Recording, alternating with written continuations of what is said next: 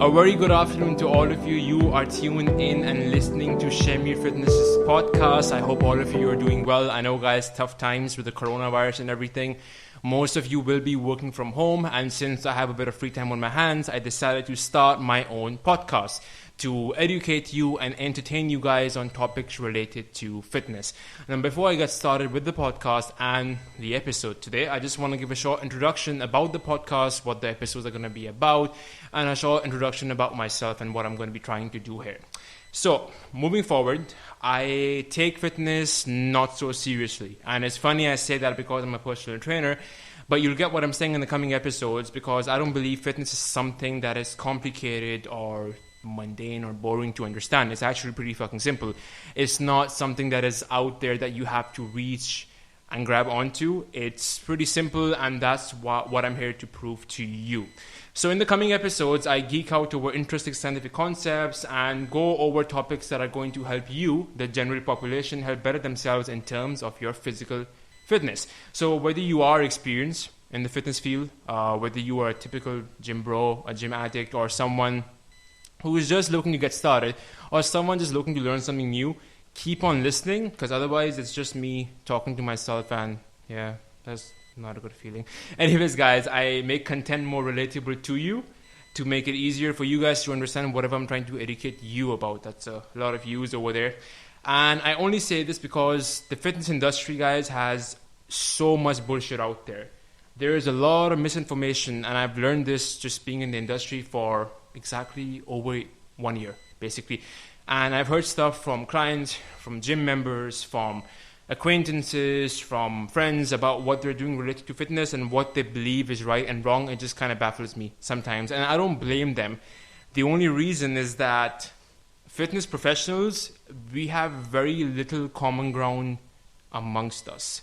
I think that's what's lacking, because everyone's trying to come up with something new, because that's how businesses work. They want to provide you a unique, magical solution that will help solve all your problems, and then people buy it. And I'm not against that, because, well, Shamir Fitness is a brand as well at the end of the day, and that's what I'm trying to do. But I do think all of us should have a common ground, because if you think about it, fitness has not really changed in the last 20 to 30 years. The methods, right, to bring about whatever result you want, they've still stood the test of time. They are tried and tested methods that have stood for the last 20, 30 years, but everyone just seems to make it complicated and provide a unique solution, right? That's where the problem lies. And I'm here to basically break it down to you as simply as possible. Now, let's get straight into our episode, guys. Today we will be talking about recovery. Now, this is the fun part of fitness for me, because this is where I get to sit down on my couch and eat ice cream all day and do nothing. Just kidding, guys. It's a bit more complex than that. So why talk about recovery? Now, all of you must have heard this trillion times probably. It's during recovery. It's during that period of recovery where you make the most progress and adaptations take place. Now, I know this is a boring fact to all of you because you've read all of this online. So I'm going to apply this to something not related to fitness at all, okay? So let's say, for example, you're picking up a new instrument. You learn to sing a new song. You're learning a new language. Whatever the task is, you're learning something new. It is during the time of recovery, or that small time window, or a large time window, basically, that is when this new learning is registered into your long-term memory. It's not while you're doing the activity, okay? And that's how it works with everything else. People think that you're making progress while you're doing the session, but it's actually after you finish that session and before you start the next session, whatever the activity it is, whether it's singing, whether it's playing an instrument, whether it's learning a new language, that's when it gets consolidated into your long-term memory. So just an interesting fact for all of you. So this applies to other things in life as well. It just becomes much more complex in terms of in the field of fitness, because, well, you're putting your body under physical stress. But just to illustrate a point, guys, the concept of recovery applies to everything in life, basically. Okay? So that's that. We have that out of the way. Now, why don't people talk about it? Like, have you ever noticed that everyone comes up to you? Well, if you have heard conversations regarding fitness, everyone goes like, oh, I trained so hard yesterday. I busted my ass in the gym yesterday. I got this new exercise that helps burn my thigh fat or abdominal fat. Just disclaimer, guys, there's no exercise that really burns fat. But while people still say it and people go like, oh, this exercise will give me bigger arms in 2 weeks, or this exercise is going to get me ripped, or this is going to make me lose weight, whatever it is, everyone seems to be going on about their training. Okay, have you ever heard someone say, oh, I slept so well yesterday and I'm going to make all kinds of progress today. Oh, I took 3 naps yesterday and today I'm going to, hit a PR on the gym floor. No one says that. And it's simply due to the fact that it's not sexy. It's not going to sell, right? Imagine on Instagram, I put up a video of me lifting a heavy ass weight off the ground, okay? Versus a post, let's say a picture of me, like taking a nap, and it captions, get your 7 to 9 hours of sleep every night. Yeah, what do you think is going to get more likes or sell more? Obviously, the video of me lifting a heavy ass weight off the floor. Because who wants to hear, the same advice over and over again? Like, people go like, bruh, my doctor tells me that.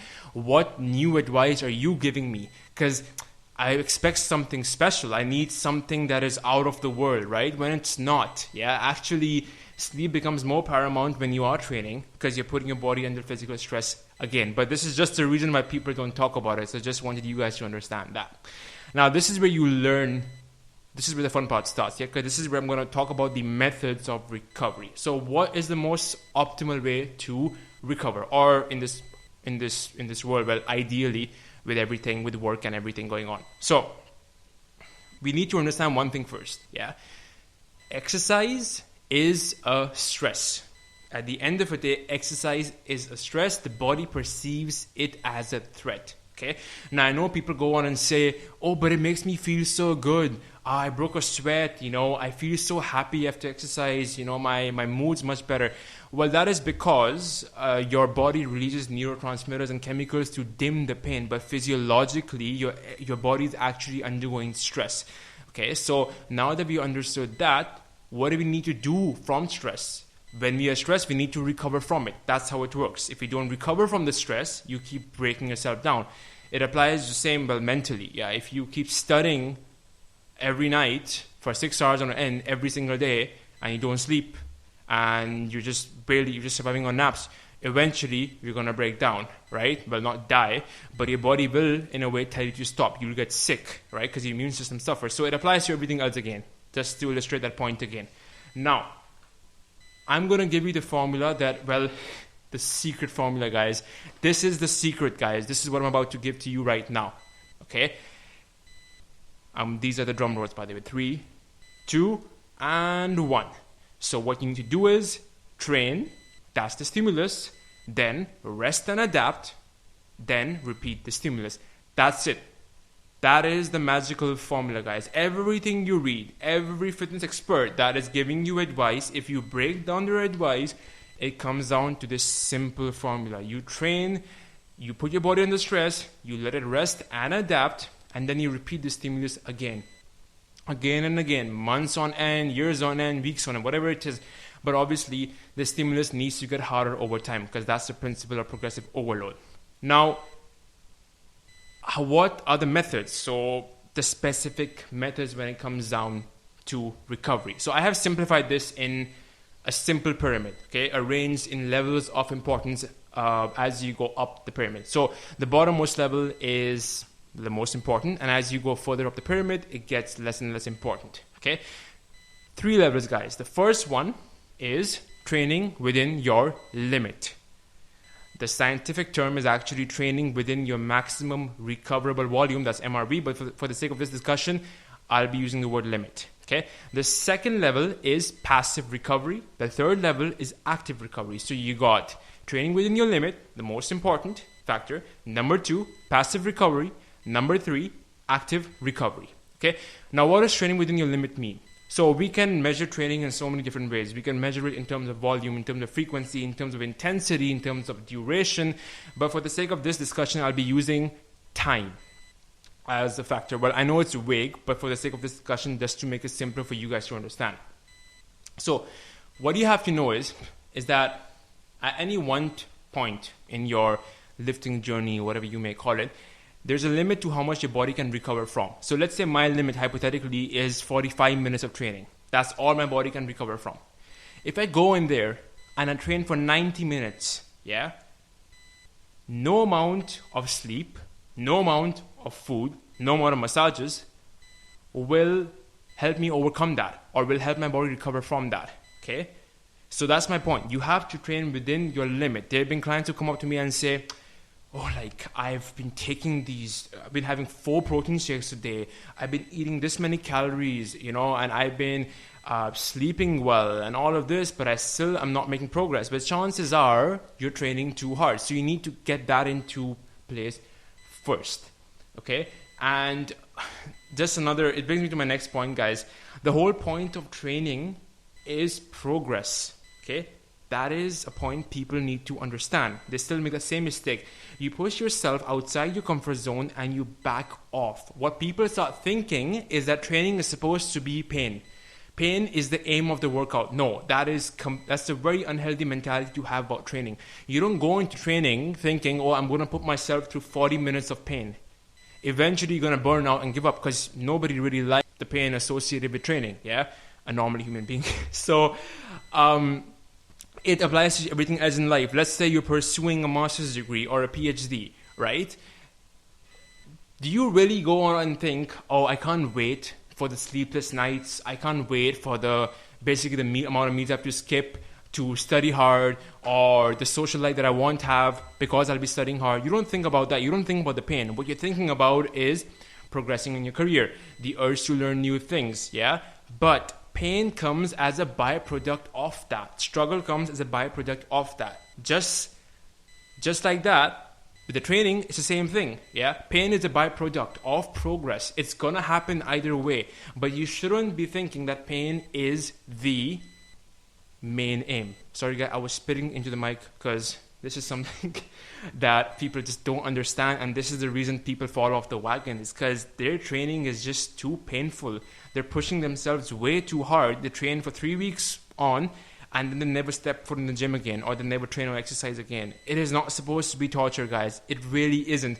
You just need to push yourself outside the comfort zone. So if I take my example, 45 minutes of training, all right, next time I go in, I'm going to do 48 minutes. It can be 3 minutes more. It's still overload on the body, as long as you're keeping track. I don't have to go to 90 minutes in one workout. This is why we PTs, a sensible PT wouldn't just advocate working out for 9 hours in one day and getting results. It needs to be spread out. It needs to be a structured, practical program. Okay, so now that we got that out of the way, we're gonna go on to the second level, which is passive recovery. So passive basically means doing pretty much nothing, putting in 0% effort, and the most obvious example is sleeping, because consciously you're putting in 0% effort into doing it. So under this level, sleep comes about where you need to have a consistent sleep schedule. Naps, if you have the luxury of taking them, please do so. Just a short story. Before I started working at this fitness center, I was an intern over here. So I used to come here in the mornings, and just to make money on the side, I used to go in the evenings, take the bus, and tutor students and teach them English. Yeah, guys. It's pretty funny that I'm teaching people English. I was, but I used to have a break from 1 p.m. to 4 p.m. after I got done working at the fitness center, and then during those 3 hours, I used to have my lunch and nap, and that really helped. But as long as the naps don't interfere with your sleep schedule. Just another point I want to illustrate under this passive recovery. Talking about passive recovery is that people come up and tell me, massages help me recover, yoga helps me recover, or any other activity that helps me recover.